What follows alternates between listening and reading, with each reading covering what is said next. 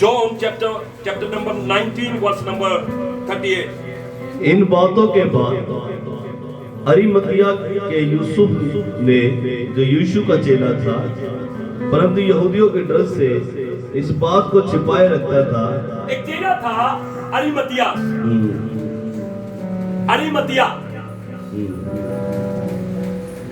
जो यीशु का चेला था, लेकिन यहूदियों के डर के मारे अपने आप को कभी प्रकट नहीं करता था, छिपाए रखता था। हमेशा कभी देखा आपने अरिमतिया कोई नाम का चेला था यीशु का? क्यों? क्योंकि उसको यहूदियों का डर था, वो खुद यहूदी था, उसको समाज का डर था, लोगों का डर था कि मुझे समाज के लोग, घर के लोग, परिवार के लोग क्या कहेंगे। लेकिन अंदर से प्रभु यीशु पर विश्वास करता था। और यीशु मसीह की मृत्यु के बाद कोई नहीं आया, कोई 12 चेला नहीं आए। यीशु मसीह की मृत्यु के बाद क्रूस के ऊपर जब यीशु मसीह लटके हुए थे 3 बजे तक, उसको उतारने के लिए, उसको कब्र में रखने के लिए अरिमतिया बेबस हो गया। कहने लगा मैं नहीं रुक पाऊंगा, अब नहीं रुक पाऊंगा। समाज, मैं छिपा रहा, मैं प्रकट नहीं हुआ, मैं पीछे रहा। लेकिन इतना मन में व्याकुल हो गया कि वो यीशु के सलीब के पास आया, क्रूस के पास आया। आगे पढ़ेंगे। पिलातुस से विनती की, पिलातुस के पास जाकर उससे विनती की कि क्या वह यीशु का शव ले जा सकता है? क्या मुझे परमिशन है कि मैं यीशु के शव को उतार लूं? हाँ, आगे। पिलातुस ने उसकी विनती सुनी, पिलातुस ने उसकी विनती सुन ली और वह आकर उसका शव ले गया। आपको पता है पिलातुस अंदर ही अंदर यीशु मसीह को क्रूस नहीं चढ़ाना चाहता था।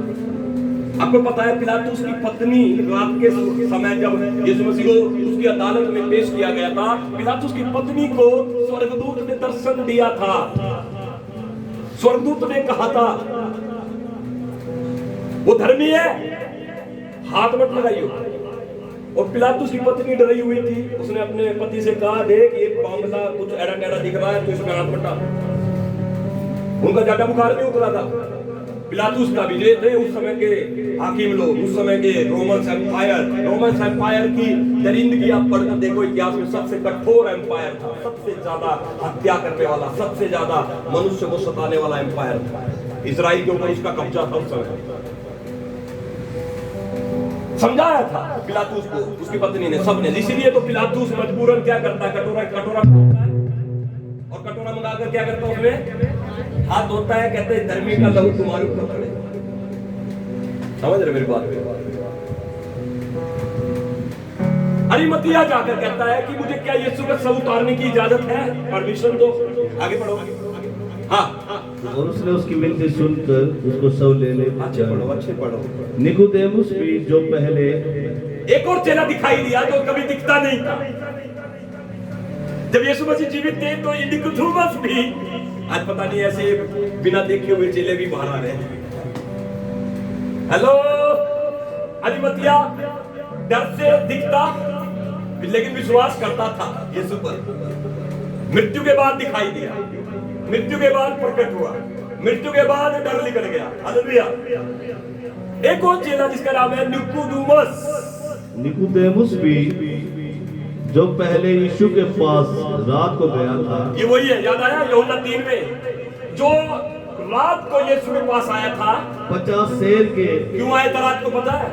यीशु मसीह सो रहे, आराम से अपना विश्राम कर रहे, और काला कंबल ओढ़कर यीशु मसीह को ढूंढता आया और कहता है गुरु। यीशु मसीह देखते हैं, भाई तू कौन? उसने कहा मैं निकोदेमुस हूं, मैं फरीसी हूं, मैं सरदार हूं, मैं धर्म गुरु हूं। जो काम तू करता है, यीशु से बोला कि जब तक परमेश्वर उसके साथ ना हो वो कोई कर नहीं सकता। यीशु ने उसको बहुत सारी डिटेल दी। निकोदेमुस तो गुरु है, तुझे तो सब पता है, तुझे धर्म व्यवस्था ज्ञान सब कुछ है। फिर यीशु मसीह ने उससे क्या कहा? जब तक कोई नए सिरे से पैदा ना हो ले परमेश्वर के राज्य को कभी देख। जब तक कोई नए सिरे से पैदा ना होने परमेश्वर के राज्य को देख नहीं सकता। उस समय फिर निकोदेमुस कहने लगा, मनुष्य बूढ़ा होने के बाद कैसे अपनी माँ की पेट में वापस जाए और फिर पैदा हुए। यीशु मसीह ने कहा स्वाभाविक जन्म की बात नहीं कर रहे हम, यीशु मसीह आत्मिक जन्म की बात कर रहे थे। फिर लिखा है जब तक कोई जल और आत्मा से ना जन्मे। जल और आत्मा का मतलब है कि जब हम यीशु पर विश्वास करते हैं पूरी रीति से कि यीशु मसीह मेरे पापों के लिए मारे गए, गाड़े गए, तीसरे दिन मुर्दों में से जी उठे, और मैं विश्वास करता हूं और मैं अपने विश्वास में दृढ़ हूं, तो आपको पिता, पुत्र और पवित्र आत्मा के नाम में क्या किया जाता है? बपतिस्मा दिया जाता है। तो यीशु मसीह ने कहा था, बेटा जब तक ऐसा क्रिया नहीं निभाओगे स्वर्ग में नहीं जाओगे, चाहे कितने बड़े गुरु हो।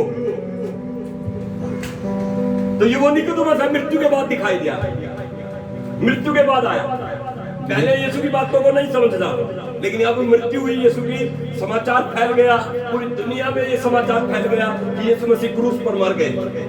दो चेले बाहर निकल कर आए उसकी क्रूस पर लटके हुए शव को उतारने के लिए, अरिमतिया और निकोदेमुस।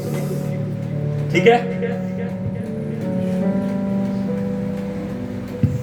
हालेलुया। अब मैं आपको थोड़ा सा और आगे लेके जाता हूं। यीशु मसीह को उतार कर उन्होंने एक खाली कब्र, जो क्रूस की जगह थी, उसके नजदीक में जो खाली कब्र थी, उसमें ले जाकर उन्होंने यहूदी रीति के अनुसार, जैसे फ्यूनरल होता है ना, यहूदियों का फ्यूनरल का तरीका था, कफन बनाया और सुगंधित वस्तुएं लगाई।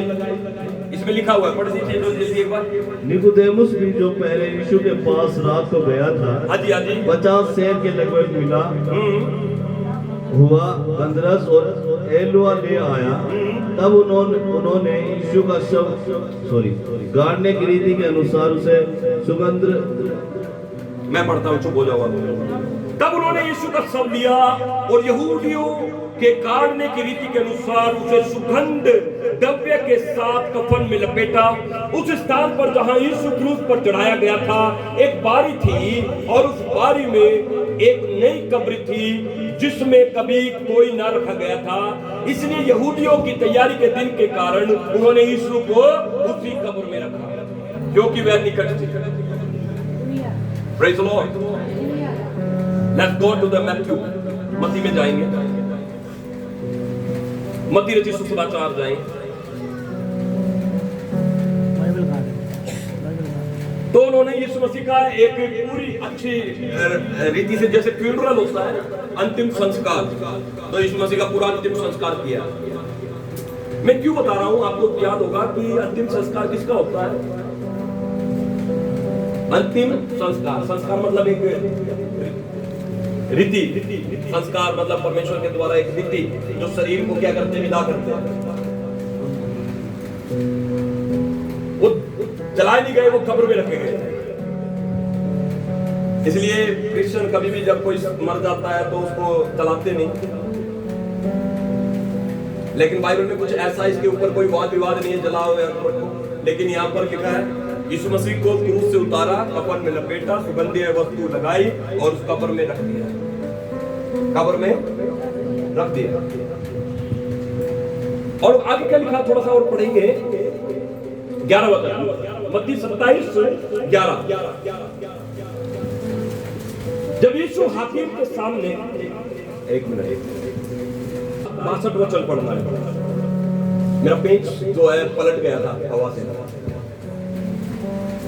62 मत्ती 27:62।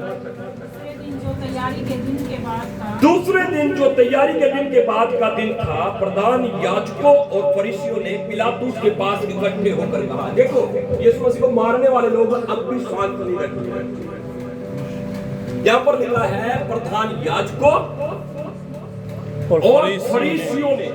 प्रधान याजक यही वो लोग थे जिन्होंने यीशु मसीह को क्रूस पर चढ़वाया। प्रधान याजक कौन होते थे? जो मंदिर का पहरा देते थे, मंदिर के लोग थे, मंदिर की सेवा करते थे, भवन की सेवा करते थे। प्रधान याजक, एक याजक होते थे, एक प्रधान होता था, फिर उनके अंदर भी वो टॉप लीडर्स। प्रधान याजकों और फरीसियों ने पिलातुस के पास जाकर क्या कहा? एक दिन बाद, मृत्यु के एक दिन बाद, हाँ, हे महाराज, उन्होंने पिलातुस से कहा, हे महाराज, हमें समझन है, हमें याद है उस भरमाने वाले ने जब वह जीवित था कहा था। उस भरमाने वाले यीशु के बारे में बात करें, देखो उनका, देखो बोलने का सेंस क्या था। वो यीशु में पूरी रीति से जो आगो बोलते थे, ये बिल्कुल जो डाकू पापी ये सब कुछ है। पिलातुस के पास जाकर कहते हैं, हमें स्मरण है कि उस भरमाने वाले ने जब वो जिंदा था तो उसने कहा था, मैं 3 दिन के बाद जी उठूंगा। यीशु मसीह ने मरने से पहले, क्रूस से पहले क्या कहा था?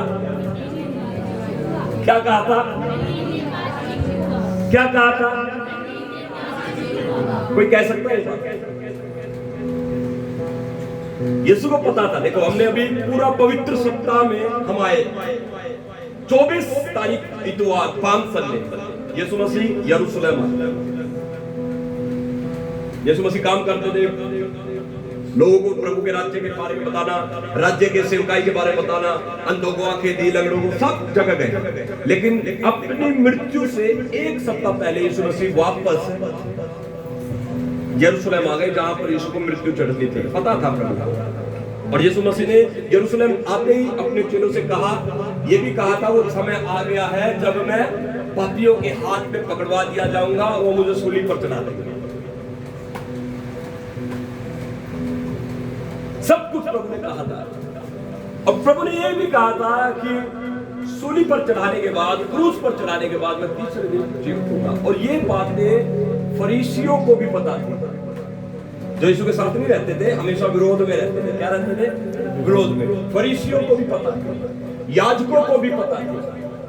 तो अब यीशु की मृत्यु के बाद पिलातुस के पास जाते हैं, कहते हैं, महाराज हमें पता है जब वो कौन भरमाने वाला, यीशु को नाम क्या दिया गया?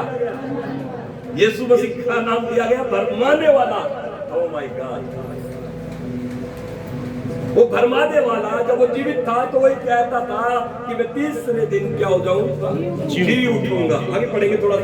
अतः आज्ञा दे कि तीसरे दिन तक कब्र की रखवाली की जाए। अब उन्होंने कहा, याजकों ने, फरीसियों ने आज्ञा दे कि 3 दिन तक, 11 दिन नहीं, क्योंकि उसने जो कहा था 3 दिन कहा था, 3 दिन तक कब्र की रखवाली की जाए। हाँ, ऐसा ना हो कि हाँ जी, उसके चेले आकर उसे चुरा ले जाएं। और उन्होंने कहा, अपने मन से ही कहा, ऐसा ना हो कि यीशु के चेले आकर उसके सब को चुरा ले जाए। हाँ, और लोगों से कहने लगे, और लोगों को जाकर सिखाने लगे, वह मरे हुओं में से जी उठा है। मरे वो में से जी उठा है। हाँ, तब पिछला धोखा पहले से भी बुरा होगा। तो ये वाला धोखा तो पहले वाले धोखे से भी बुरा होगा। तो जो ऐसे थे एंटी क्राइस्ट लोग थे, जो मसीह विरोधी थे, जिन्होंने यीशु को सूली पर चढ़ाया, दुनियावी दिमाग लगा रहे हैं, दुनियावी सोच लगा रहे हैं कि उसने कहा था कि वो जीवित हो जाएगा,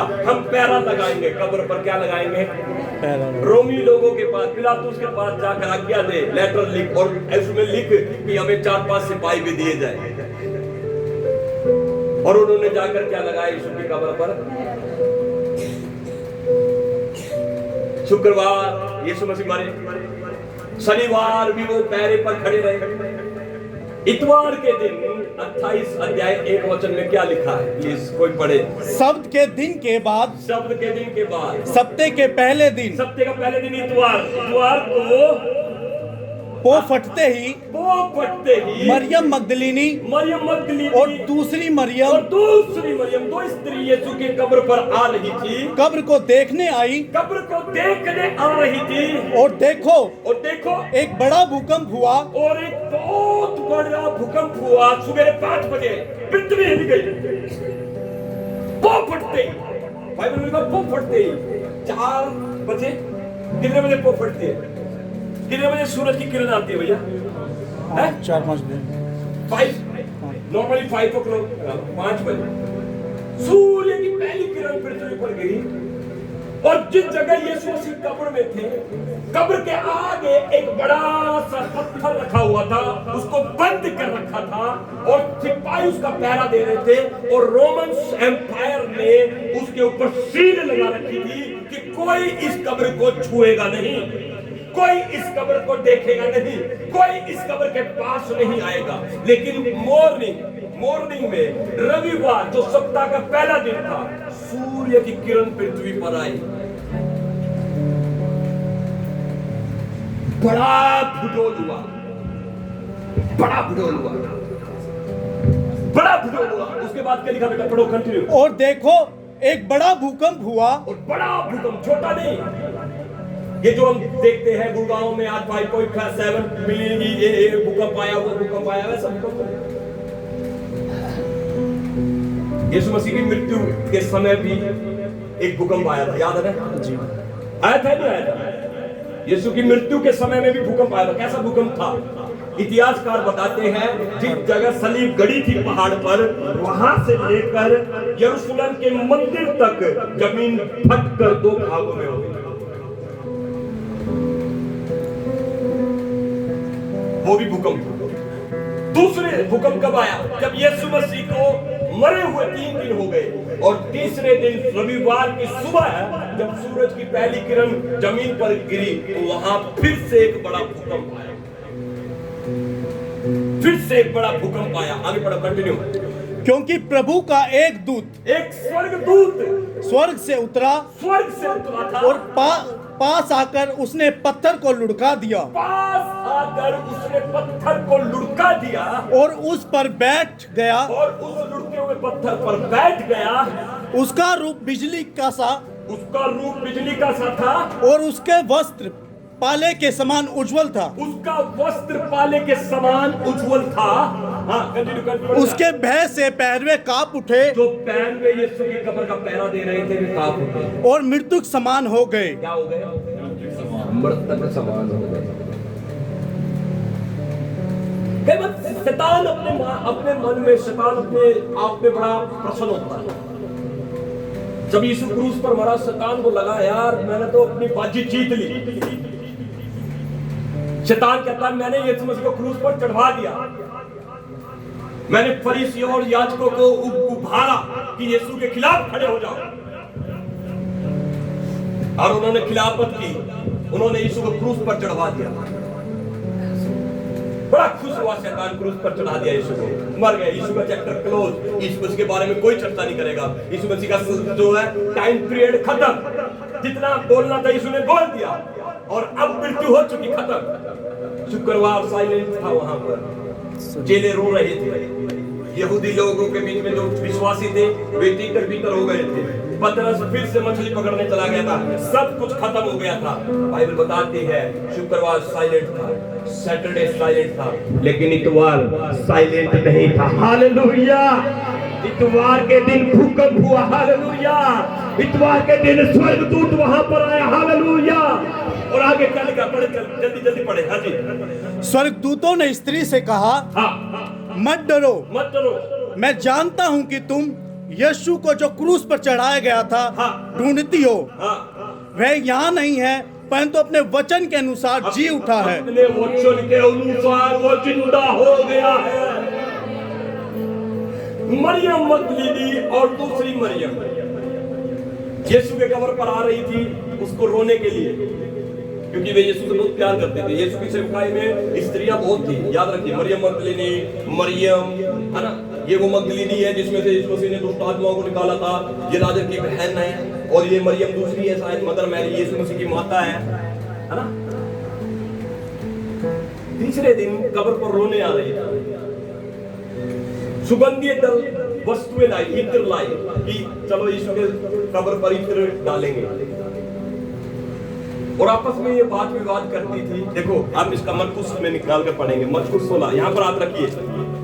मैं मरियम के बारे में बताता हूँ। मरकुस 16 निकाले, एक वचन से पढ़ेंगे। हाँ देखो कितना अच्छा लिखा, प्लीज पढ़े। शब्द का दिन बीत गया तो मरियम मगदलीनी और याकूब की माता मरियम और सलोमी ने सुगंधित वस्तुएं मोल ली कि आकर उस पर मले। तीसरे दिन वे यीशु की कब्र पर रोने आ रही थी और वस्तु ली और जाकर उस पर मलना चाहती थी। आगे पढ़े। हाँ जी। सप्ताह के पहले दिन बड़े बड़े भोर जब सूरज निकला ही था, सूरज की किरण निकली ही थी, वे कब्र पर आई वो कब्र पर आई और आपस में कहती थी, और आपस में उनकी एक चिंता का विषय था। आपस में कहती थी, हमारे लिए कब्र के द्वार पर से पत्थर कौन लुढ़काएगा। क्या कहती थी? हम जा तो रहे हैं मरियम, दोनों मरियम मरियम मरियम, हम जा तो रहे हैं, लेकिन वहां तो पैरा लगा यीशु की कब्र पर और वहां पत्थर भी है। हम कैसे यीशु को उसकी कब्र पर, उसके शव पर सुगंधीय वस्तु लगाएंगे, इत्र लगाएंगे। वे आपस में इस वाद विवाद में जा रही थी। आगे आगे चलती गई चलती गई चलती गई, तो आगे क्या दिखता है हमें? जब उन्होंने आंख उठाई, जब उन्होंने आंख उठाकर देखा तो देखा कि पत्थर लुढ़का हुआ है। प्रभु की महिमा करें।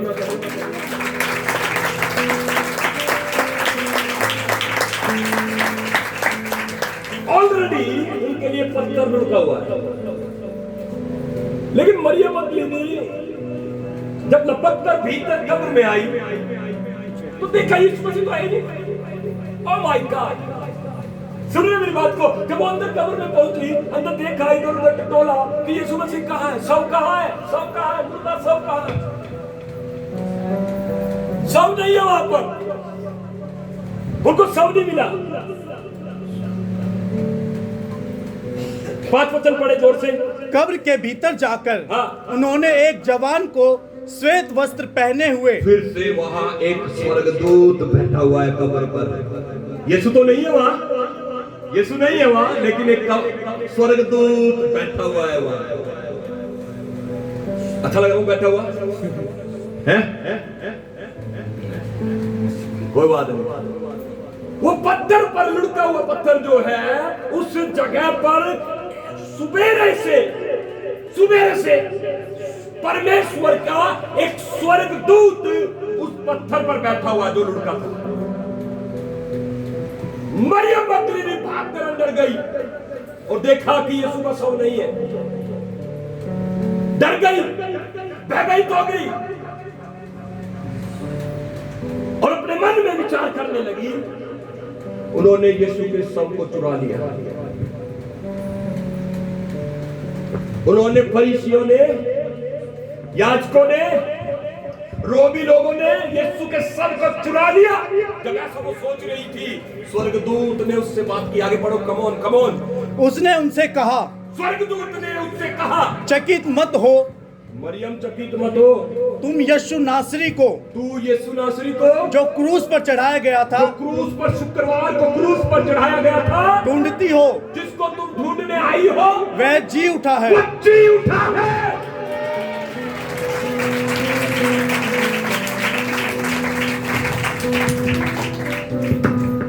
ये कोई मनुष्य की गाथा नहीं है भैया, जो आप सुन रहे हो। ये किसी इंसान के द्वारा चलाया हुआ कोई एक नया धर्म नहीं है जो आपने खड़ा कर दिया हो किसी इंसान ने। या स्वर्गदूतों की बात हो रही है और परमेश्वर की बात हो रही है। स्वर्गदूत ने कहा, मरियम डर मत, भयभीत मत हो, चकित मत हो, जिसको तू ढूंढती है वो अपने वचन के अनुसार जी उठा है, वो जिंदा हो गया है। पूरी दुनिया में एक शब्द आज बोला जाता है, हैप्पी ईस्टर। अपने बाजू वाले को बोलो, हैप्पी ईस्टर। इसको तो ईस्टर का मतलब, जब आप गूगल में सर्च करके देखोगे, ईस्टर गूगल में जब आप सर्च करोगे तो इस शब्द का मतलब निकल कर आता है पुनरुत्थान। पुनरुत्थान क्या होता है? खड़े हो जाओ, तीनों खड़े हो जाओ। मैं अपने संदेश को बस क्लोज कर रहा हूं। जितने लोग बाहर बैठे हैं, धूप में, बहुत अच्छी बात है, सुनो ध्यान से। ये धूप आपके लिए परमेश्वर की तरफ से आशीष बनेगी। आमीन। जब आप यहां से घर जाओगे, आप ईस्टर की पावर को महसूस करोगे यीशु के नाम में। आप रेजरेक्शन को महसूस करोगे यीशु के नाम में। आपको सामर्थ मिलेगी यीशु मसीह के नाम में। पूरी दुनिया में आज एक शब्द बोला जाता है, हैप्पी ईस्टर। अच्छा, मैं कल कुछ प्रोग्राम के लिए, कुछ डेकोरेशन के लिए मैं कुछ गया, मैं खरीदने के लिए। ये देख रहे हो आप? अरे यार, ये क्या कर दिया? इसके ऊपर बस छेड़ो, हैप्पी लिखा हुआ है और ईस्टर लिखा हुआ है। जब मैं सामान खरीद रहा था तो मैंने दुकान वाले से बोला, भाई से मैंने कहा भाई मुझे ये लिखा हुआ चाहिए। वो कह रहा ये लो। मैंने उसको उठाकर वापस दे दिया। मैंने कहा ये नहीं चाहिए भाई, मुझे वो दूसरा लिखा हुआ चाहिए। वो फिर उठा के बर्थडे दे मुझे। मैंने कहा भाई ये नहीं चाहिए, मुझे दूसरा चाहिए।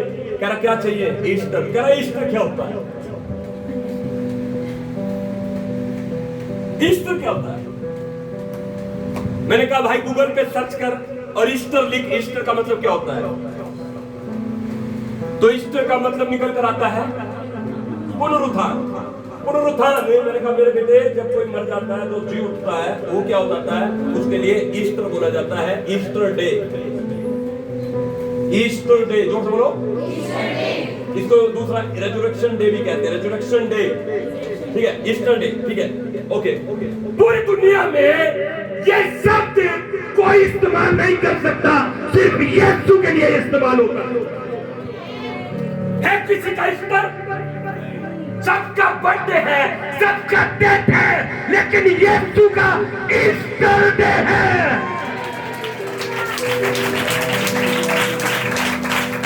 कोई नहीं है तो ईस्टर शब्द अपने साथ जोड़े। कोई नहीं है। एक ही है जो मरकर जीवित हुआ, उसका नाम यीशु है।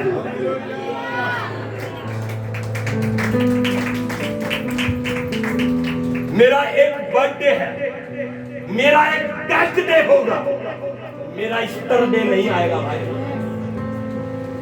है दुनिया में ये पढ़े लिखे उठाए मैंने इसलिए उठाए हैं, ये बताएंगे कि ईस्टर, क्या कभी इतिहास में आपने सुना ईस्टर आया? कितने बड़े बड़े राजा महाराजा, कितने बड़े बड़े लोग थे। अलेक्जेंडर था, शैरियस राजा 127 प्रांतों पर राज्य करता था। बड़े बड़े राजा महाराजा, ज्ञानी वाणी बोलकर सब कुछ चले गए। उनका एक बर्थडे है, एक डेथ डे है, वो खत्म हो गए। लेकिन यीशु मसीह ईस्टर के लिए जीवित हो गए। ये ताली यीशु के लिए नहीं लग रही भैया।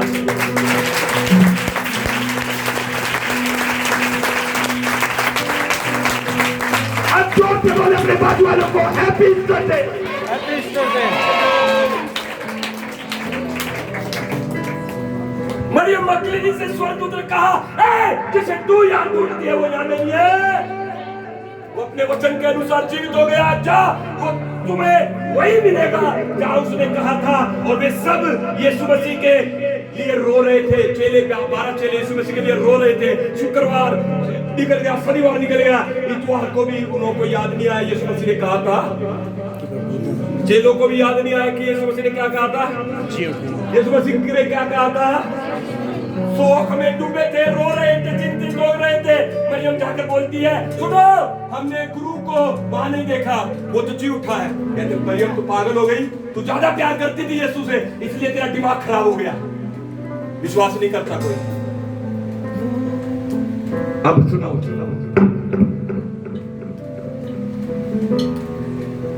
क्या आप मेरे साथ हो चर्च? 5 मिनट हो रहे मेरे पास, 5 मिनट। मरियम जाकर समाचार देती है, सबको कहती है ये सुरुआ नहीं है जी उठा, ये सुरुआ नहीं है जी उठा, ये सुरुआ नहीं है जी उठा। सबके पास गई, भाइयों को जगाया, 11 चेलों को जगाया, कोई विश्वास नहीं करता, कोई विश्वास नहीं करता। अब सुनो आगे जी, मैं बताता हूं आपको, वही वचन पढ़ना। यूहन्ना निकालेंगे, 5 मिनट में खत्म कर दूंगा बस। फिर उसके बाद आप बढ़िया से एंजॉय करना अपना लंच। क्या कोई है मेरे साथ यहाँ पर? क्या कोई है जो आज रिसीव कर रहा है प्रभु की पावर को?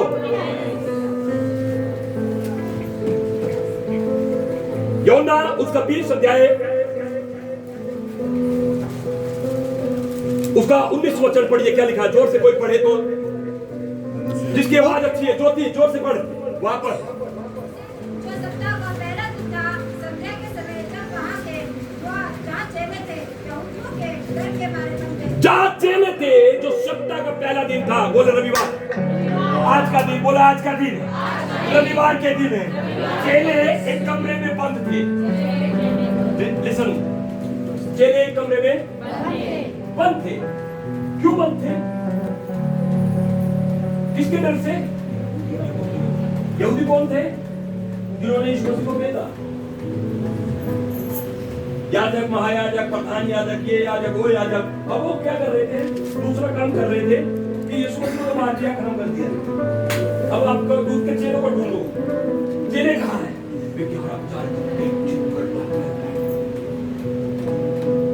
डर कर पड़े हुए थे कमरे में बंद। आगे क्या लिखा है? Oh my God, hallelujah. शुक्रवार के दिन और इतवार के दिन जब वे कमरे में बंद होकर बैठे थे, डरे हुए थे, रो रहे थे, शोक में थे, बाइबल बताती है यीशु मसीह, जोर से बोले, जोर से बोले, यीशु मसीह उनके बीच में खड़ा होकर ऐसे दिखता है। ए, सुनो मेरी बात को। दरवाजा क्या था? बंद। और यीशु मसीह खड़ा हो गया थे। ना दरवाजा खटखटाया और ना खुलवाया, और उनके बीच में खड़ा हो गया। चेले देखते हैं, कहते हैं ये कौन है भाई?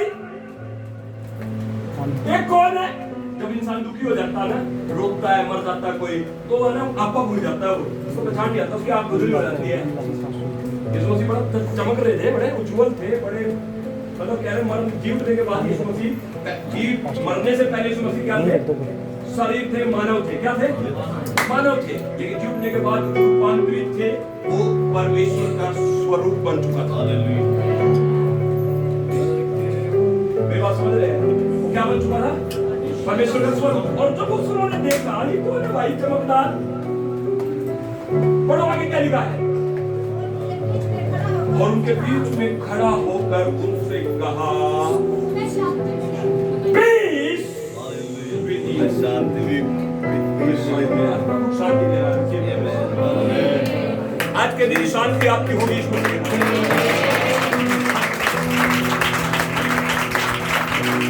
यदि कोई भी डर आपके अंदर आज है, आज रेजरेक्शन पर मैं बोलता हूँ, डर से आप आजाद हो जाओ हमेशा।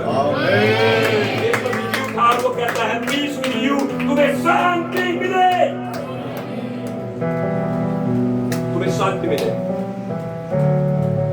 अब बताओ, इंसान आएगा तो क्या है? दरवाजा, और उसको आने के लिए क्या चाहिए? नहीं, मुझे भैया ये दीवार के पार जाना, मैं चला जाऊंगा, मुझे दरवाजा के पार जाना, मैं चला जाऊंगा बिना खोले। यीशु उनके बीच में खड़ा हो और रूपांतरित शरीर में, उसके लिए दरवाजा और दीवार कुछ नहीं। अगर यीशु मसीह बिना दरवाजा खोल ले और उसके बीच में खड़ा हो सकता है, तो आज आप अपनी समस्याओं को देखिए, वो यीशु के सामने कितनी हाथ से अपने बात वाले को बोले, कभी मत करना।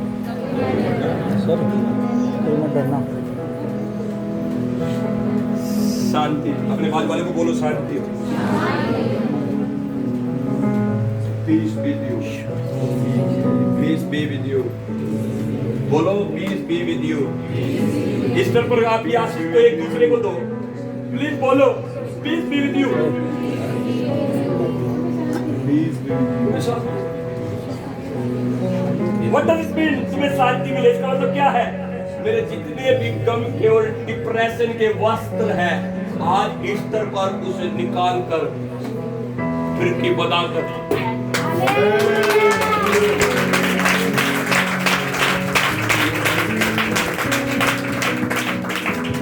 कोई शांति नहीं दे सकता।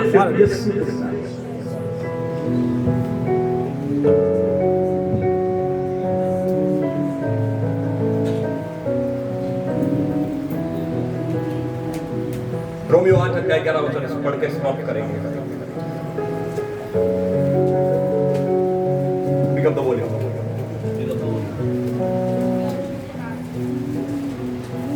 Romans chapter 8 वर्ष नंबर 11। किसी के बाद बुलंद है तो वो पढ़ेगा।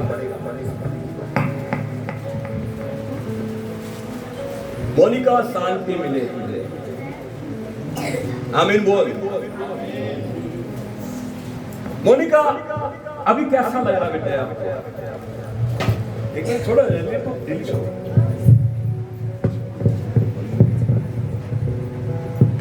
ये काम मत करा करो, समझा के रखो। मोनिका कैसा लग रहा बेटा? इधर आ।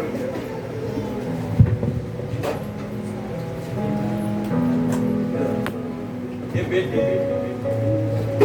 कितने दिन से बेटे दुष्ट आत्मा से ग्रसित थी, परेशान रहती थी? बोल बेटा, बोल तू बोल। मुझे नहीं पता, मम्मी को पता। तुझे नहीं पता तेरी समस्या? कितने दिन से तू परेशान थी? 7 साल से मोनिका डिप्रेशन में थी, दुष्ट आत्मा से बंधी हुई थी। एक मिनट, आज कैसा लग रहा था? आंखें बंद कर, इधर खड़ी हो, मेरी तरफ देख, आंखें बंद कर। पीस तेरे ऊपर शांति आ रही है। प्रभु तुझे शांति दे। पीस पीस, ले शांति को, ले ले ले ले, तेरे दिल में हमेशा शांति रहे, यीशु के नाम में। Clap for Jesus!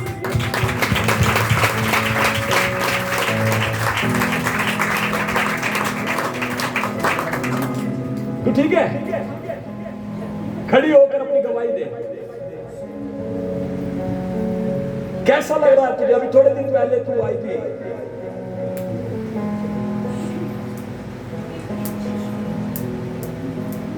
कैसा लग रहा है अभी? बैठे आंखें बंद कर, आंखें बंद कर। प्रभु तेरी शांति को मैं रिलीज करता हूं, इस्तेमाल कर इसे प्रभु अपनी महिमा के लिए। प्रभु की शांति ले ले। शीतल तेरे ऊपर प्रभु की शांति आ रही है। रिसीव कर, receive receive receive receive receive receive receive receive. मैं चर्च आपके लिए बोलता हूँ, हाथ उठाए, हाथ उठाए आप सब, आंखें बंद करें, पूरी कलीसिया के बंद करें। कितने लोग को आज शांति चाहिए? आज वो शांति यहाँ पर है।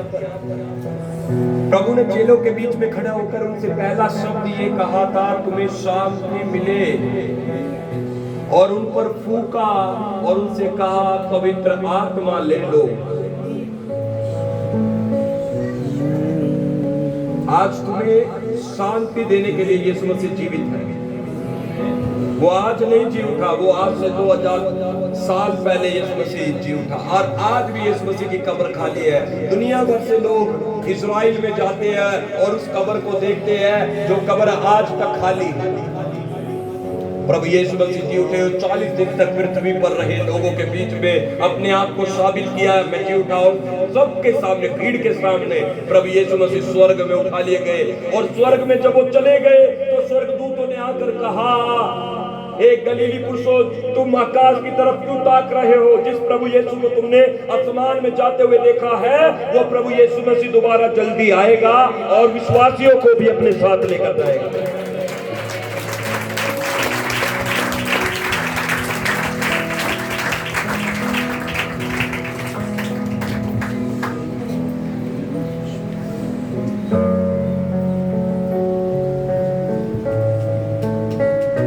अपने आंखें बंद करें, अपने हाथ उठाकर शांति शांति। शांति का मतलब है आज आप अपनी चिंताओं को छोड़ दो। आज वो रेजरेक्टेड यीशु जी उठा प्रभु, आज वो आपके पास है, आज वो आपके साथ खड़ा है। आपको चिंता करने की जरूरत नहीं है। उसने तुम्हारे पापों को क्षमा कर दिया है। उसने तुम्हें अब अपना बेटा और बेटी बना लिया है। आज से तुम्हारी प्रार्थना वो सुनेगा। अपने हाथों को ऊंचा उठाए, प्रभु से बातें करें, कोई चुप न रहे।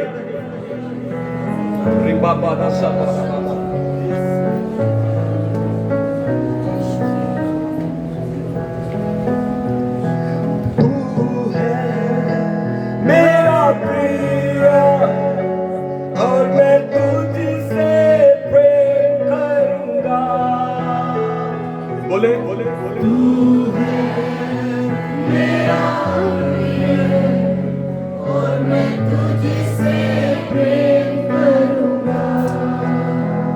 बोले तू है मेरा प्रिय और मैं तुझसे प्रेम करूंगा। तू मेरा सब कुछ है और मैं तेरे लिए जीऊंगा। तू मेरा सब कुछ है और मैं तेरे लिए जीऊंगा। सारों का गुनाह है तू मेरा मसीहा। सारों का गुनाह है तू मेरा मसीहा। जितने बच्चे बैचलर हैं, गवारे हैं, वो आगे आओ।